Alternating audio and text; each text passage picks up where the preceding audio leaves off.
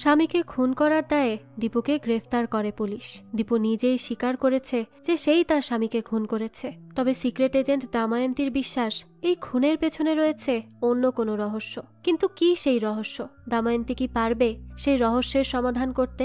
আর এই সবকিছুর পেছনের আসল কালপ্রিটকে খুঁজে বের করতে? তাছাড়া একটা নকল হিরে কিভাবে এই পুরো কেসের মোড় ঘুরিয়ে দিতে পারে সেটাই দেখব আজকের গল্পে। গল্পের নাম নকল হিরে। গল্পের শুরুতেই দেখা যায় দীপান্বিতা নামের একটা মেয়ে চা বানাচ্ছিল আর কিছু একটা নিয়ে ভাবছিল। তো এই দীপান্বিতাকে এরপর থেকে আমরা দীপু বলেই ডাকবো। তো এই দীপুর বাবা দীপুকে বলে, আর একটু ভেবে দেখলে হয় না? বিয়েতে তো এমন ঝামেলা হয়েই থাকে। আর প্রতাপকে আমি খুব ভালো করেই জানি, সে ঠিকই বুঝবে। দীপু বলে, বাবা আমি ঠিক করেই নিয়েছি যে আমি ডিভোর্স নিব। আমি আর কোনো কথাই শুনতে চাচ্ছি না। আর এই 25 বছর ধরে আমি তোমার কথাতেই সব করেছি। যাকে বিয়ে করতে বলেছ তাকে চোখ বন্ধ করে বিয়ে করে নিয়েছি। তবে এইভাবে আর কত চলবে বলো তো? কবে শান্তি হবে তোমার বাবা? যখন ওই লোকটা আমাকে প্রাণে মেরে ফেলবে সেদিন তো বোঝাই যাচ্ছে দীপু তার ম্যারিড লাইফে মোটেও হ্যাপি নেই। তাই সেই সম্পর্ক থেকে বেরিয়ে আসতে চায়। তবে তার বাবা সেটা চাচ্ছিল না। যাক, তো তারপরই দেখা যায় দীপু সিগারেট খেতে খেতে তার বাবার সাথে তর্ক বিতর্ক করছিল। তখনই সে নিচে দেখে কেউ একজন আসছে। তাই সে তার বাবার রুম থেকে বাইরে চলে যায়। ঠিক তখনই তার বাবা গুলি চলার সাউন্ড পায়। সাথে সাথেই তার বাবা বাইরে চলে আসে আর দেখতে পায় দীপুর হাতে বন্দুক আর নিচে পড়ে আছে প্রতাপ। তবে এখান থেকেই দৃশ্য পরিবর্তন হয় আর আমরা একটা কাপলকে দেখি যাদের নাম ছিল দামায়ন্তী এবং সমরেশ। আজ তাদের বাড়িতে হাউস ওয়ার্মিং পার্টি ছিল। তাই তাদের ফ্রেন্ড শিবেন এবং তার স্ত্রী আসে। তো এই দামায়ন্তীদের পার্টিতে বিখ্যাত ক্রিমিনাল লয়ার শান্তিলাল গাঙ্গুলি আসে। তো সে পার্টিতে আসার পরই সমরেশ তার পরিচয় করিয়ে দেয় শিবেনের সাথে। শিবেন বলে, আপনার নাম অনেক শুনেছি স্যার। তো এই শিবেন হচ্ছে আবার ডিটেকটিভ ডিপার্টমেন্টের অফিসার। তো তাদের সাথে কথা বলার সময় দীপুর বাবা সুশীল মিত্র কল করে। শিবেন তখন সুশীলকে বলে, কাকু তুমি প্লিজ একটু শান্ত হও। আমি নিশ্চিত দীপু কথা বলবে। আমাদের একটা উপায় বের করতে হবে। অর্থাৎ সে তাকে তার সামনে ঘটে যাওয়া দীপুর এই পুরো কাহিনীটা বলে। তো সে সুশীলকে বলতে থাকে, তুমি আমাকে কিছু সময় দাও, আমি একটা উপায় ঠিকই বের করব। তারপরই শিবেন কথা বলা শুরু করে দামায়ন্তী এবং সমরেশের সাথে। শিবেন বলে, প্রতাপের মার্ডার নিয়ে তুমি দামায়ন্তী কতটা জানো বা পড়েছ বলো তো? দামায়ন্তী বলে, ওই তো তার স্ত্রী দীপান্বিতা তাকে শুট করেছে। শিবেন বলে, হ্যাঁ, তবে সমস্যাটা হচ্ছে এখানে দীপু যে তার হাজবেন্ডকে খুন কিভাবে করেছে সেটা নিয়ে সে এখন পর্যন্ত মুখ খোলেনি। তাই তার বাবা অনেক বেশি চিন্তায় রয়েছে।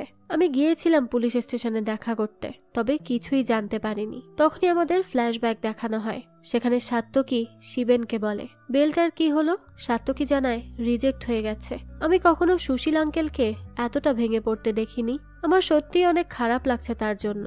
শিবেন বলে, আমি খোঁজ নিয়েছি, ইনভেস্টিগেশন অফিসার তুহিন চ্যাটার্জি এত সহজে ছাড়বে না। তো বর্তমানে দামায়ন্তী শিবেনকে বলে, আচ্ছা ইনভেস্টিগেশন অফিসারকে তুমি পার্সোনালি চেনো? শিবেন বলে, না আমি এমনিতে চিনি আর কি। আর তুহিন স্যার আমাকে এই কেস নিয়ে কিছু করতেও দিবেন না, কারণ তিনি আমাকে তার প্রতিযোগী ভাবেন।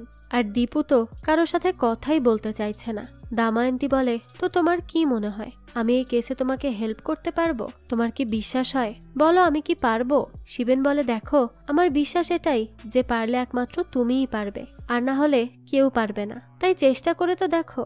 তো রাতের বেলায় দামায়ন্তী এই কেস নিয়ে রিসার্চ শুরু করে। পরদিন সে দীপুর বাড়ি এসে বন্দুক রাখার বক্সটা বের করে আর সুশীলকে বলে, দীপু কবে আপনার থেকে বন্দুক সরিয়েছিল?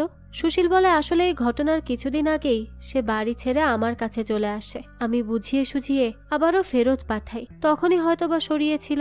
আমি তো অত ভালো করে খেয়াল করেও দেখিনি, তাই বলতে পারছি না। দামায়ন্তী এসব শুনে বলে, আচ্ছা ঠিক আছে, তো আমাকে এটা বলুন তো প্রতাপ বাবুর ফ্যামিলিতে কে কে আছে? সুশীল জানায় শুধু পাঞ্চালি। ছোটবেলায় একটা অ্যাক্সিডেন্টে মারা যায় তার মা বাবা, তবে থেকে পাঞ্চালিই তাকে লালন পালন করে। দামায়ন্তী তখন বলে, তো বিয়েটা কি অ্যারেঞ্জ ম্যারেজ ছিল নাকি লাভ ম্যারেজ?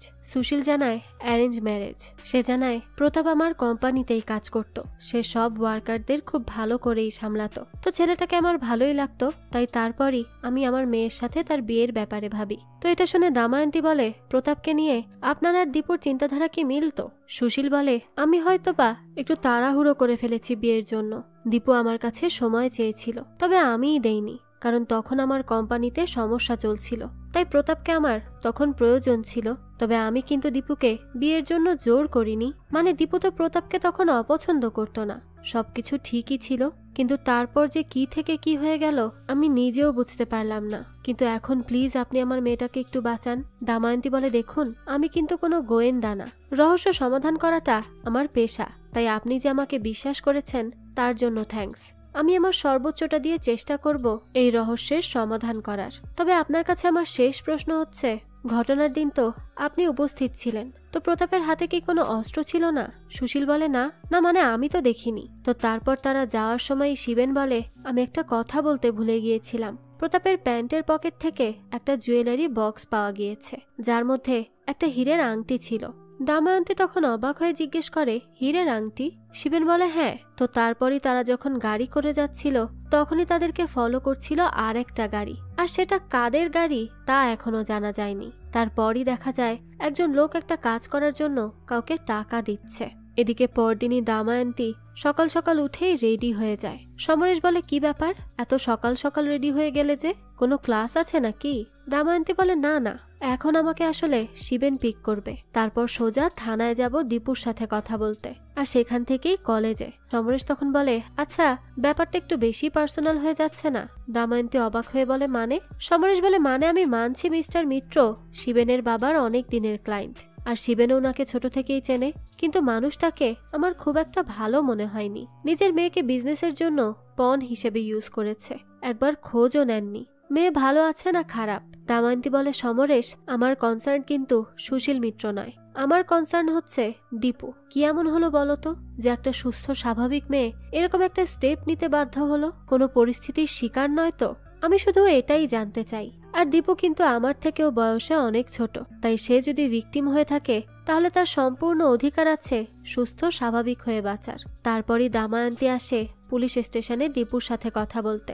শিবেন তখন দীপুকে বলে, দেখ তুই যদি এভাবে চুপ থাকিস আর কথা না বলিস তাহলে কিন্তু আমরা তোকে এখান থেকে বের করতে পারবো না, তুই বুঝতে পারছিস তো? দময়ন্তী তখন বলে, দীপান্বিতা আমি জানি আমাকে তোমার কেসে ঠিক মনে হচ্ছে না। দীপু তখন বলে, আমার কাছে মনে হচ্ছে আপনি অহেতুকই এই কেসে হাত দিলেন, কারণ এখানে কোনো রহস্য নেই, দিনের আলোর মতো সব পরিষ্কার, আমিই শুট করেছি, আমিই সব করেছি, এখানে তো আর রহস্যের কিছু নেই। দময়ন্তী বলে, দীপু আমি তোমার বাবার পয়েন্ট অফ ভিউ থেকে তোমার কাহিনী শুনেছি, আর সেটা থেকে বুঝেছি তুমি খুব বুদ্ধিমতী একটা মেয়ে, তাই আমার মনে হয় না তুমি কোনো কারণ ছাড়া শুধু শুধু গুলি চালিয়ে দিবে, এটা তুমি কখনোই করতে যাবে না।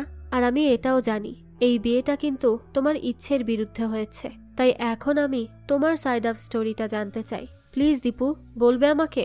এবার দীপু বলে, আচ্ছা ঠিক আছে আমি বলবো, কিন্তু সেটা শুনে আপনার খুব একটা ভালো লাগবে বলে মনে হয় না। এরপরই দৃশ্য চলে যায় ফ্ল্যাশব্যাকে। প্রতাপকে আসতে দেখেই দীপু বন্দুক বের করে আর টেবিলে রাখে। প্রতাপ এসে দীপুকে বলে, তোমার সাথে আমার কথা আছে, এসো এদিকে। কিন্তু দীপু বলে, আমার তো কোনো কথা নেই তোমার সাথে। প্রতাপ তো এটা শুনে খুবই রেগে যায়, আর তখনই সে পকেটে হাত দেয়। এটা দেখেই দীপু ভেবে নেয় যে হয়তোবা সে বন্দুক বের করবে তাকে মারার জন্য, তাই প্রতাপের আগেই দীপু তাকে শুট করে ফেলে। দৃশ্য পরিবর্তন হয় আর দেখা যায় সাত্তকীকে একটা গুন্ডা মারছিল তার পাওনা টাকার জন্য। সাত্তকী তখন বলে, ভাই আমি খুব জলদিই টাকা ফিরিয়ে দিব, প্লিজ আর মারবেন না। তো দেখা যায় সাত্তকীকে সে 2 দিনের সময় দিয়ে চলে যায়। এদিকে দময়ন্তী দীপুর উকিল ঈশিতাকে বলে, আমি দীপুর সাথে আবার একটু দেখা করতে চাইছিলাম।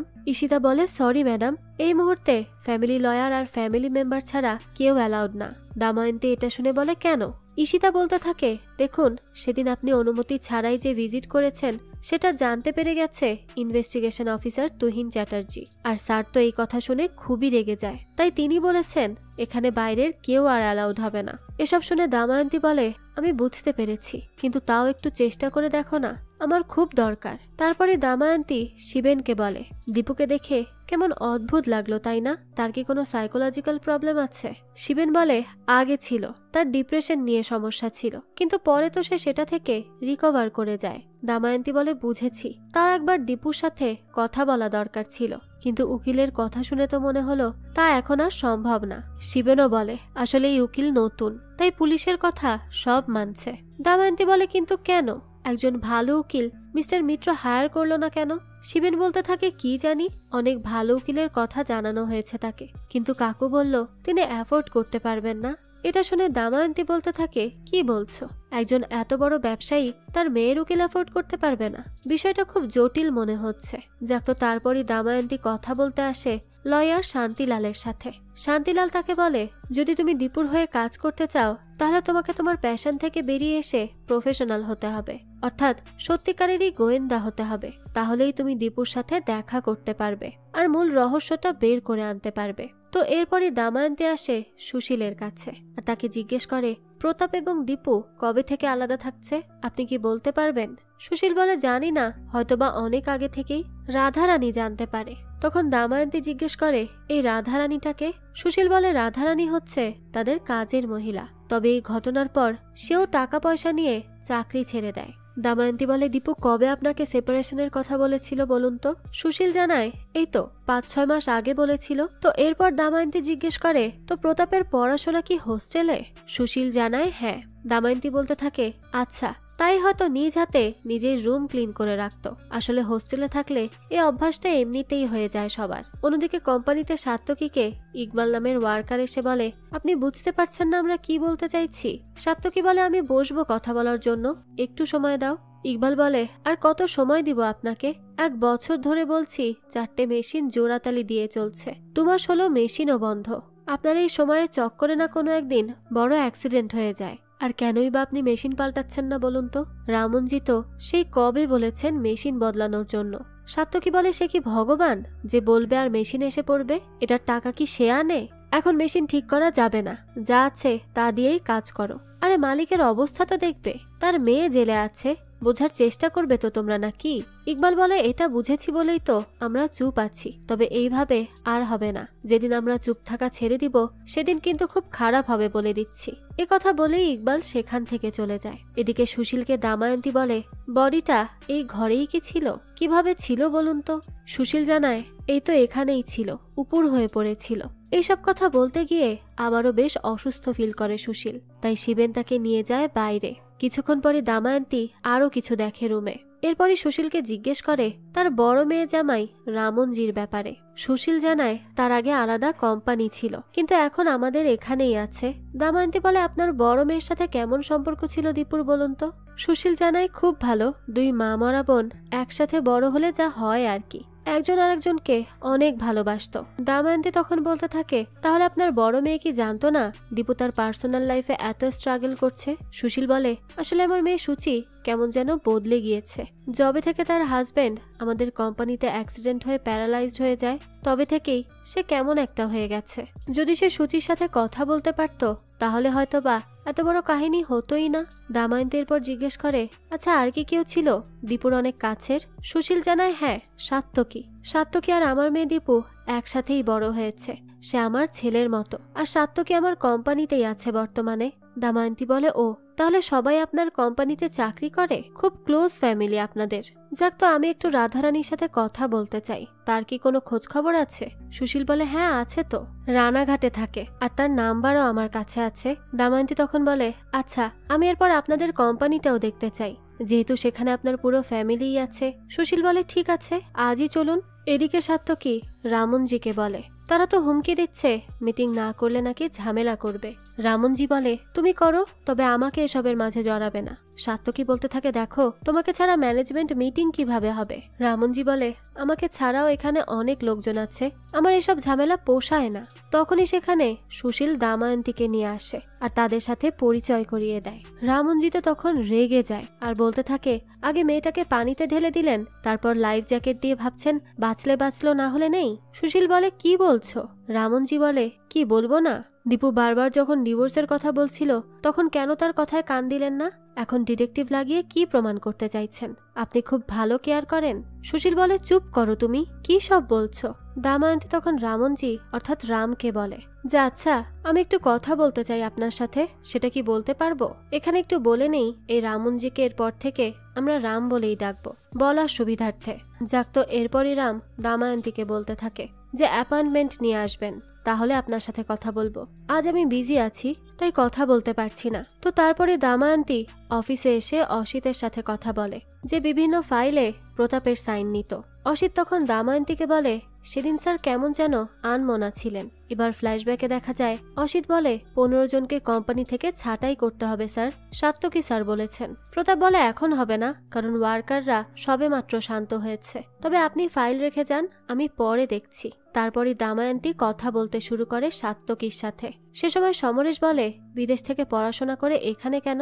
সাত্তকী তখন বলে মামা আমার জীবনে অনেক কন্ট্রিবিউশন করেছে, তাই বড় বড় অফার পাওয়া সত্ত্বেও আমি মামাকে ছেড়ে যাওয়ার কথা ভাবিইনি। সমরেশ বলে কোম্পানির ফাইন্যান্সের অবস্থা তো খারাপ, তাই না? সাত্তকী বলে হ্যাঁ, এইসব প্রতাপের ভুল। সে হুটহাট ওয়ার্কার্সদের বেতন বাড়িয়ে দিত, ওভার হায়ার করত, বোনাস দিত। সমরেশ বলে কিন্তু ওয়ার্কার্সদের সাথে তো আপনাদের কোম্পানির ঝামেলা চলছিল, প্রতাপবাবু আশায় তো সেটা মিটেছিল, তাই না? সাত্তকী বলে ওয়ার্কার্সদের মন রেখে চললে তো কোম্পানি ডুবে যাবেই।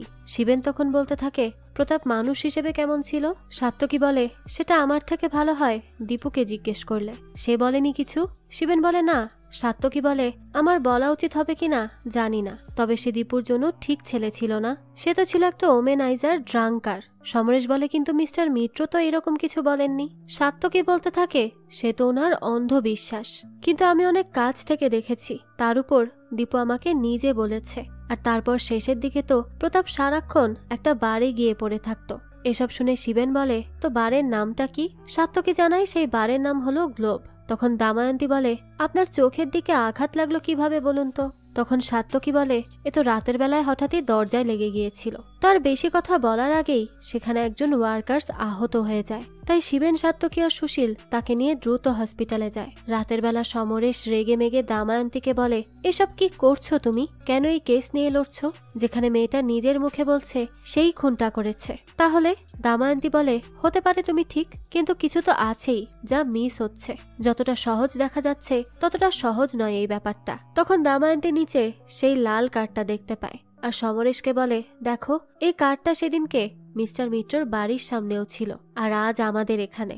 সমরেশের পর একটা ক্রিকেট ব্যাট নিয়ে যায় মারার জন্য, তবে তখনই দেখা যায় সেই কার্ডটা চলে যায়। অন্যদিকে দেখা যায় সাত্তকী আর সুচির মধ্যে একটা পরকীয়ার সম্পর্ক আছে। সাত্তকী সুচির ঘর থেকে বেরিয়ে আসতেই তার উপর একটা লাইট এসে পড়ে, যেন তার এই চুরি কেউ ধরে ফেলেছে। অন্যদিকে পরদিন সকালেই গোয়েন্দার কার্ড দেখিয়ে দামায়ন্তী আসে পুলিশ স্টেশনে দীপুর সাথে কথা বলতে। দীপু তাকে বলে আপনার কি মনে হয় আপনি এভাবে প্রশ্ন করলে নতুন কিছু খুঁজে পাবেন? তখন ঈশিতা বলে দেখো আমরা সবাই মিলে চেষ্টা করছি তোমাকে বাইরে নিয়ে আসার জন্য। দীপু তখন জিজ্ঞেস করে কি চেষ্টা করছো? আমি তো বারবার বলছি আমি নিজেকে ডিফেন্স করতে তাকে শুট করেছি, না হলে সে আমাকেই খুন করত। সে আমাকে আগে মারতো, কিন্তু আমি তার আগে তাকেই মেরে দিয়েছি, এটাই তো সত্য কথা। দামায়ন্তী বলে প্রতাপ তোমাকে কিভাবে মারার চেষ্টা করছিল? দীপু বলে আপনি না গোয়েন্দা, তাহলে আপনিই খুঁজে বের করুন। দামায়ন্তী তখন বলে দেখো আমাকে কিন্তু কিছু হলেও বলতে হবে, এইভাবে কিছুই না বললে আমি কিভাবে এগিয়ে যাব? দীপু বলে আপনি ফিল করতে পারেন না? একজন মহিলা হয়ে আরেকজন মহিলাকে ফিল করে বুঝতে পারেন না? রাস্তায় হাঁটলে কখন কে আপনার সাথে খারাপ কিছু করবে তা আগে থেকে কি বুঝতে পারেন না আপনি? দামায়ন্তী তখন বলে তো প্রতাপ কি ভায়োলেন্ট ছিল? তো ফ্ল্যাশব্যাকে দেখা যায় প্রতাপ প্রতি রাতে বাড়িতে এসে দীপুকে কিচ্ছু বলতো না, যে সে কোথা থেকে আসছে কি করছে, আর এই নিয়েই দুজনের মধ্যে বেশ ঝগড়া হতো। দামায়ন্তী তখন দীপুকে বলে কিন্তু তোমার বাবা তো বলছেন অন্য কাহিনী। দীপু বলে বাবার কথা শুনতে হলে যান না, তার থেকেই শুনে নিন, আমার সাথে কেন কথা বলতে এসেছেন? আমি বলছি তো আমি আত্মরক্ষার জন্যই তাকে মেরেছি। দামায়ন্তী তখন বলে তবে প্রতাপের কাছে কিন্তু কোনো অস্ত্র পাওয়া যায়নি, পুলিশ তার পকেট থেকে একটা হীরের আংটি পেয়েছে মাত্র। দীপু এটা শুনে অবাক হয় আর বলে কি বললেন, হীরের আংটি? তাহলে এটা আপনাদের যে ভাড়া করেছে তাকেই জিজ্ঞেস করুন, সে বলতে পারবে অস্ত্র কোথায় গিয়েছে। দামায়ন্তী বলে তুমি কি তোমার বাবাকে সন্দেহ করছো? দীপু তখন রেগে যায় আর বলতে থাকে ন্যাকা সাজার চেষ্টা করবেন না, আমি সব জানি। প্রতাপের পকেট থেকে বন্দুক সরিয়ে সেখানে হীরের আংটি রেখেছে, আর এখন এই গোয়েন্দা উকিল ভাড়া করে তার ফেক ভালোবাসা দেখাতে চাইছে। আমি আর কিছুই বলতে চাই না আপনাদের, আমার বলা শেষ। এদিকে সুশীল সাত্তকীকে বলে এটা কি করলে তুমি? রাম কবে বলেছিল মেশিন কিনতে? সাত্তকী বলে মামা কিভাবে কিনতাম, টাকা আসতো কোথা থেকে? সুশীল বলতে থাকে কেন, গতবার সেল তো ভালোই গিয়েছে। তাহলে? সাত্তকী বলে আর রাম যে HR এর বাজেট বাড়িয়ে দিয়েছিল। আর শোনো মামা, আমার জব অফার ছেড়ে আমি এখানে আছি তোমার জন্য, আর এই কোম্পানিতে যতটা যা প্রফিট আসে ততটা আমার জন্যই আসে। আমি ঘরে বাইরের সব খবর জানি, তো আমাকে প্লিজ কিছু শেখাতে এসো না, আমাকে আমার কাজটা করতে দাও। সুশীল এরপর আর কিচ্ছু বলে না তাকে। এদিকে দামায়ন্তী আসে তুহিনের সাথে কথা বলতে। সে তাকে জিজ্ঞেস করছিল যে হীরের আংটিটা পাওয়া যায় সেটা কি আসলেই প্রতাপ কিনেছিল কিনা সেটা জানতে হবে, তাই তার ফাইন্যান্সটা জানলে ভালো হতো। তুহিন তো তখন রেগে যায় আর বলতে থাকে এটা একটা সমাধান করা কেস। প্রতাপবাবু বউকে মানানোর জন্য হীরের আংটি কিনে নিয়ে যায়, কিন্তু বউ রেগে তাকে খুন করে ফেলে। তাহলে এই সহজ সরল কেসকে কেন পেঁচানোর চেষ্টা করছেন? তারপরই এখানে তুহিনের সাথে দামায়ন্তীর একটা তর্ক বিতর্ক হয়ে যায়, আর তখন তুহিন বলে যে সে তার সাথে কোনো ইনফরমেশনই শেয়ার করবে না। তো বাড়ি ফিরেই তো এই নিয়ে কথা বলছিল দামায়ন্তী, তাও তার কাছের লোকেদের সাথে বসে। সেখানেই তখন আসে লয়ার শান্তিলাল গাঙ্গুলি। দামায়ন্তী তাকে বলে আসলে ইনভেস্টিগেশন অফিসার আমাদেরকে এই কেসে কোনো হেল্প করতে চাইছেন না। শান্তিলাল বলে তাহলে তোমরা সেখানে গেলে কেন? তোমাদের ডিফেন্স লয়ারের কাছে তো অ্যাক্সেস থাকার কথা। দামায়ন্তী বলে আসলে সেই লয়ার অনভিজ্ঞ, তাই তাকে হয়তো বুলি করা হচ্ছে। শান্তিলাল বলে আচ্ছা ঠিক আছে, আমি ব্যবস্থা করে দিচ্ছি, তুমি কালই ডিফেন্স লয়ার নিয়ে চলে যেও। অন্যদিকে মুস্তাক নামের এক গুন্ডাকে সাত্তকী টাকা দেয়। মুস্তাক বলে এক ঢিলে দুই পাখি মারলো, ইকবালও বিদায় হলো, এবার কাল থেকে ফ্যাক্টরিও খুলে যাবে। সাত্তকী বলে ইকবাল মরেনি, বেঁচে আছে। এদিকে দামায়ন্তী সবগুলো কাহিনীকে একত্র করে। এবার তার সন্দেহ যায় মিস্টার মিত্র এবং সাত্তকীর উপর, কারণ প্রতাপ মারা যাওয়ার পর সাত্তকীর কোম্পানিতে বেশি শক্তি বেড়েছে, আর মিস্টার মিত্রকে তো আগে থেকে দোষারোপ করছে দীপু। এবার এই দুজনের সত্যতা দেখার পালা কি হয়। পরদিনে দামায়ন্তী আসে পাঞ্চালির সাথে কথা বলতে। সেখানে পাঞ্চালি তাকে বলে দীপুর অনেক ছেলেদের সাথে সম্পর্ক ছিল, সেই হচ্ছে আসল ক্রিমিনাল, আর প্রতাপ নাকি কখনো মদই খেত না, এমনকি সে কারো সাথেই কোনো অ্যাফেয়ারে ছিল না। দামায়ন্তী এবার এসে কল করে সমরেশকে আর বলে তুমি অফিস শেষে শিবেনকে নিয়ে একটা কাজ করবে। সমরেশ বলে কি বলো তো? দামায়ন্তী বলে পাঞ্চালি পিসি বলছে প্রতাপ নাকি মদ খেত না, আর সাত্তকী আমাদেরকে একবার বারের নাম বলেছিল, গ্লোব বার। সমরেশ এসব শুনে বলে আচ্ছা ঠিক আছে, আমি সেখানে পৌঁছে যাব। তারপরে শিবেন আর সমরেশ সেই বারে এসে জিজ্ঞেস করে, আর বারের লোক বলে হ্যাঁ তিনি তো আসতেন, তবে রেগুলার না, মাঝে মাঝে।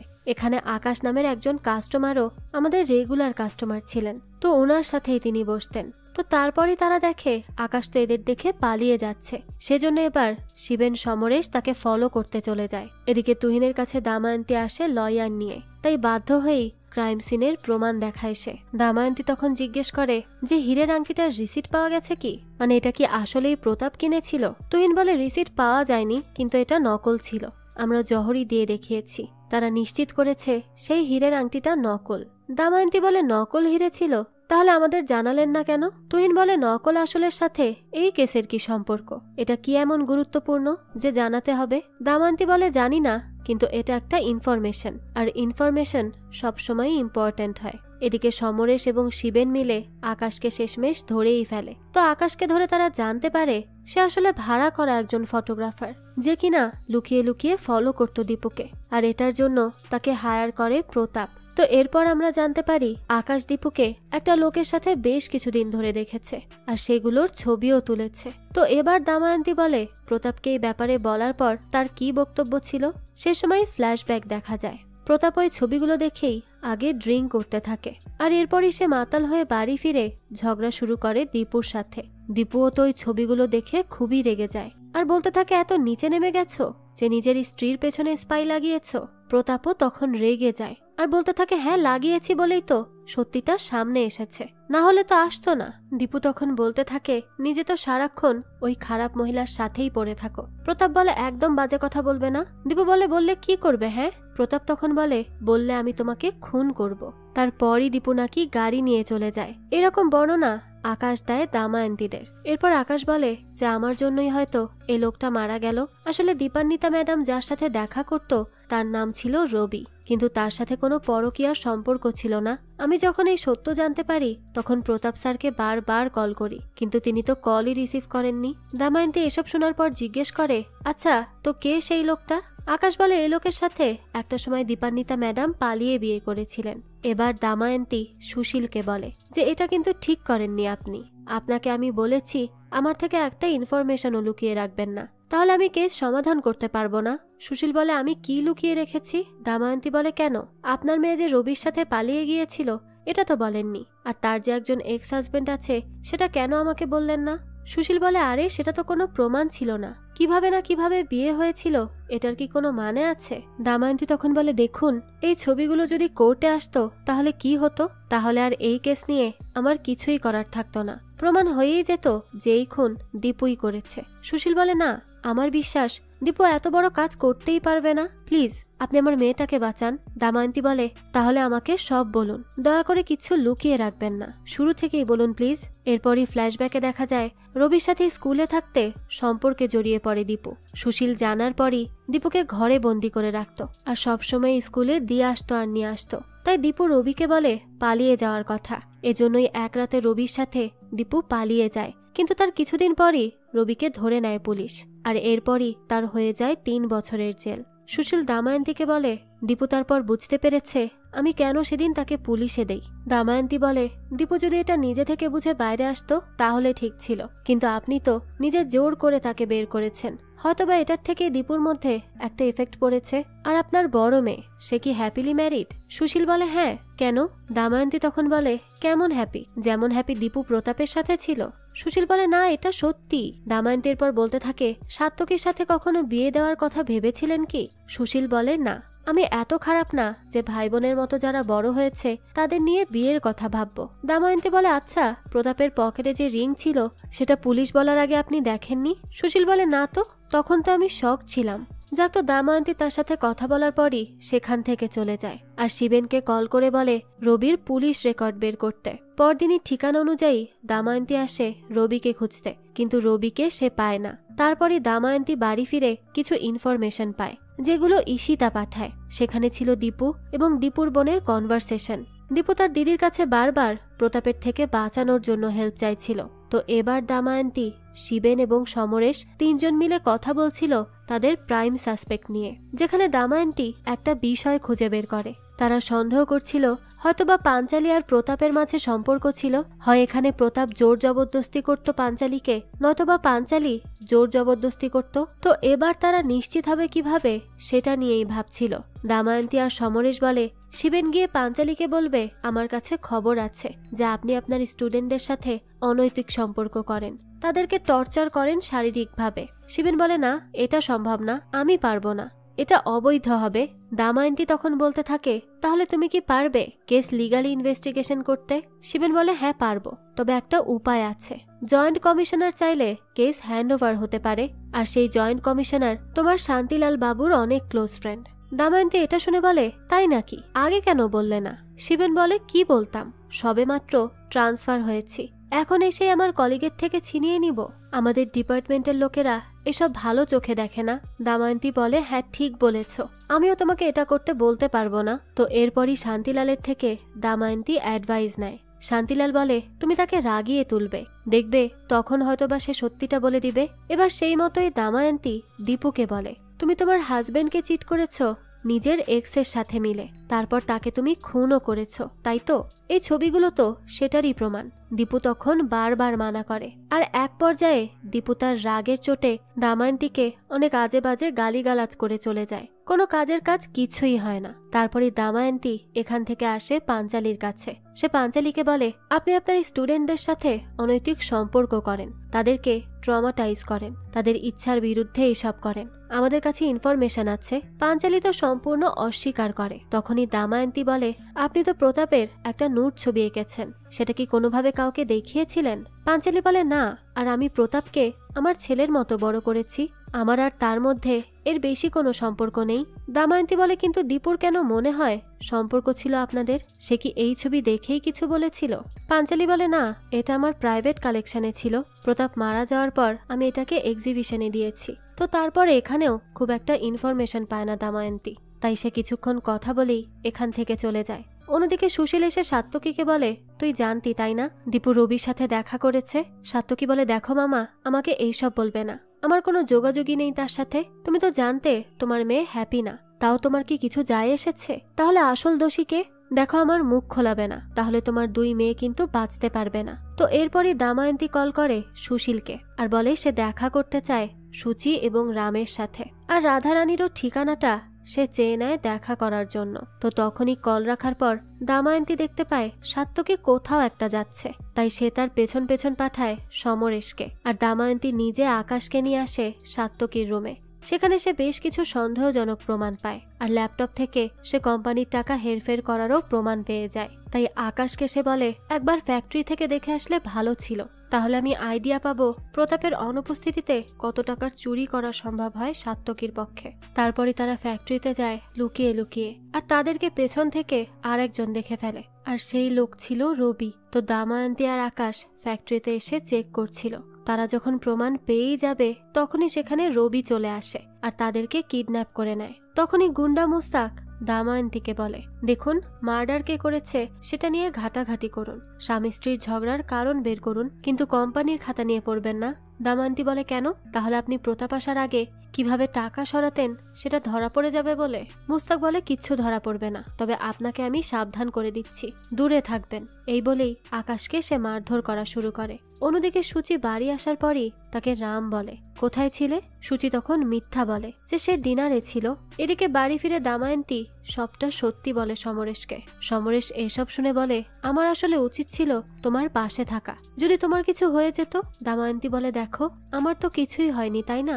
তাই আর টেনশন করো না। সমরেশ বলতে থাকে, তাহলে প্রতাপকে এরা সরিয়েছে, কারণ প্রতাপ এসে তাদের চাঁদাবাজি বন্ধ করে দেয়। দামায়ন্তী তখন বলে, আমাকে আসলে আরো ক্লিয়ার হতে হবে সবটা নিয়ে। তুমি কি দেখলে রেস্টুরেন্টে বলো তো? সমরেশ বলে, এই যে সাত্তকী তার গার্লফ্রেন্ডের সাথে ছিল। দামায়ন্তী ছবিটা দেখে বলে, এটা তো সূচি, তাহলে সূচি পরকীয়াতে আছে। এবার পরদিনই তারা আসে সুশীল মিত্রর সাথে কথা বলতে, কারণ তাদের কাছে প্রমাণ আছে রবি সাত্তকী এরা প্রায় 25 লাখ টাকা মেরেছে। শিবেন তখন সুশীলকে বলে, কাকু, তুমি বললে আমি কিন্তু সাত্তকীকে গ্রেফতার করতে পারি। সুশীল বলে, না থাক, আমি কথা বলবো তার সাথে। দামায়ন্তী তখন বলে, আচ্ছা, সূচি বা দীপু এরা কেউ কি কখনো কিছু ফিল করেনি সাত্তকীকে নিয়ে? সুশীল প্রথমে অস্বীকার করলেও পরে বলে, হ্যাঁ, সূচি তাকে একটু পছন্দ করত, তাই আমি সাত্তকীকে বিদেশে পড়াতে পাঠাই। কিন্তু এই সবের সাথে এখন কি সম্পর্ক? তারা দুজনই এখন হ্যাপিলি ম্যারিড, আপনারা চলুন, নিজেই দেখবেন। এরপরে সুশীল তাদের নিয়ে আসে সূচির বাসায়। সূচি বলে, রাম ব্যস্ত পড়াশোনা নিয়ে, সে সারাক্ষণই বই পড়ে। দাময়ন্তী তখন সূচিকে বলে, আপনার বোনের সাথে কেমন সম্পর্ক ছিল? মানে সে কি আসতো আপনার এখানে? সূচি বলে, হ্যাঁ, দীপু তো হুটহাটি আসতো আমার কাছে, আমরা একসাথে ঘোরাফেরাও করেছি, সিনেমাও দেখেছি।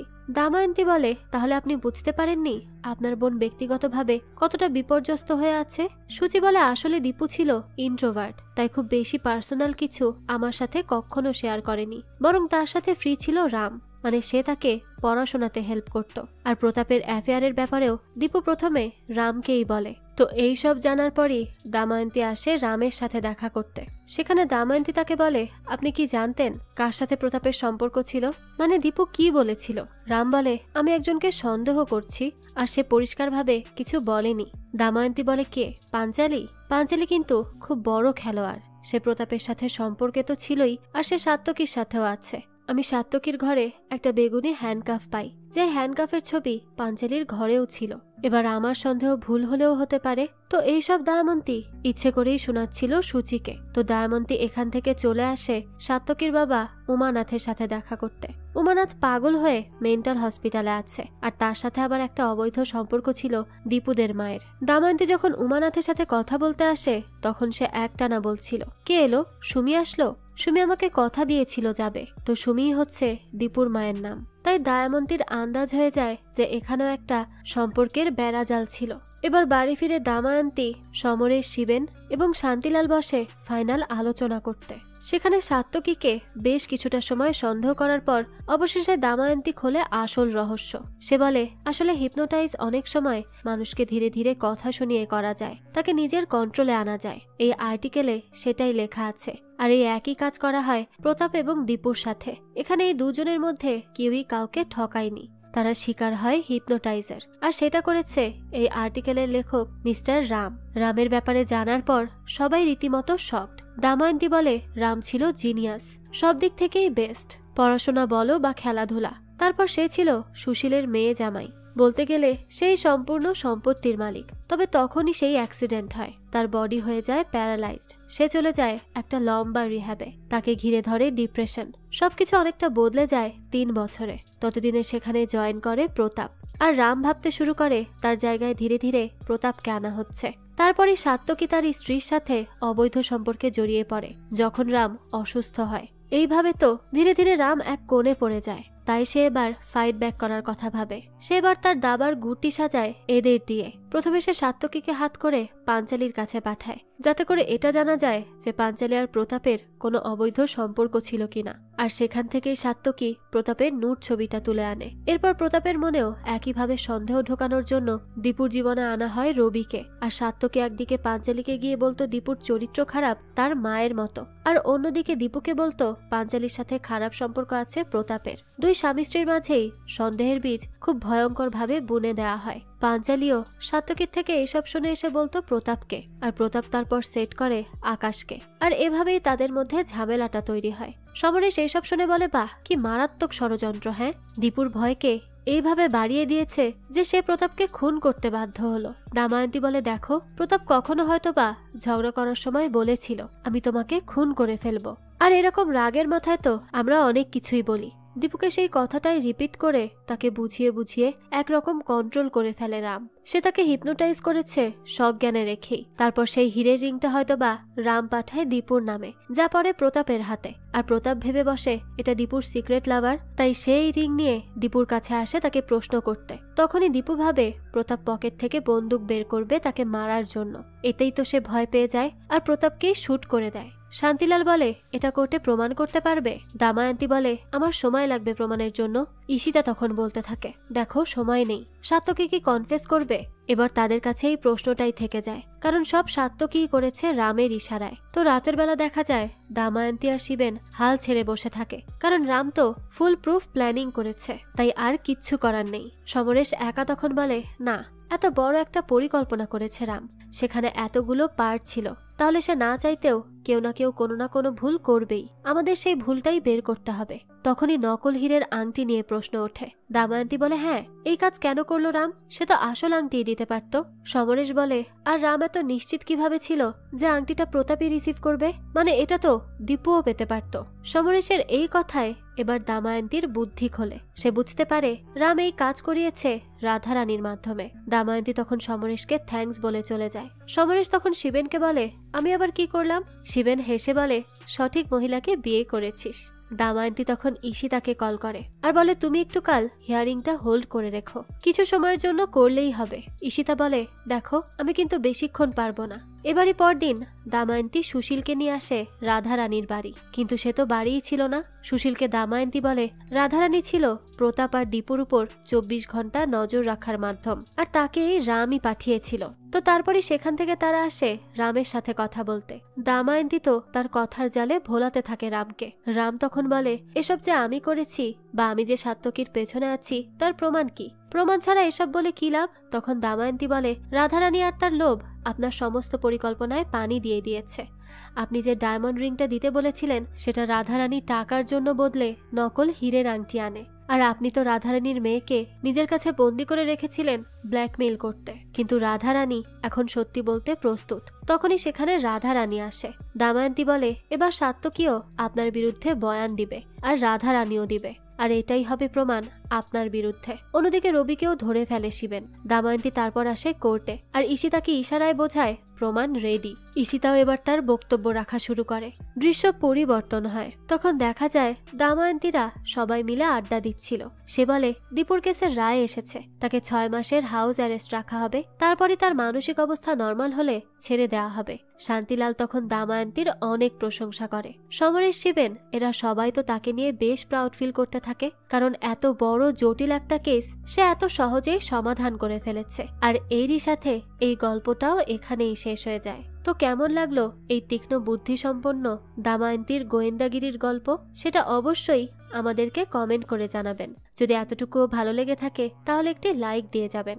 আর হ্যাঁ, আমাদের এই চ্যানেলে কিন্তু প্রতিনিয়তই নতুন নতুন ভিডিও আপলোড করা হয়। সেই সব ভিডিওর আপডেট পেতে আমাদের চ্যানেলটিকে সাবস্ক্রাইব করে বেল আইকনে অল দিয়ে রাখতে কিন্তু ভুলবেন না।